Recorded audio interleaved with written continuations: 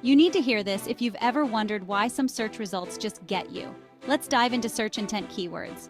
So, what are search intent keywords? They're the magic words that tell search engines exactly what users are looking for.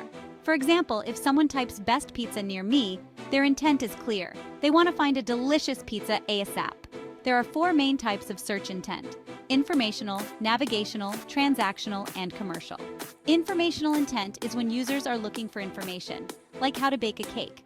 Navigational intent is when they want to go to a specific site, like Facebook login.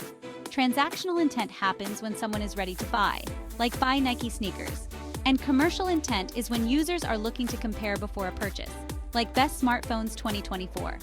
Understanding these keywords is crucial for SEO success. Authority Solutions can help you master them, ensuring your content matches what your audience is searching for.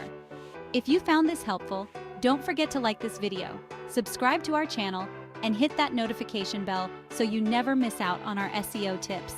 Visit Authority Solutions for top-notch SEO services to take your business to the next level. Thanks for watching.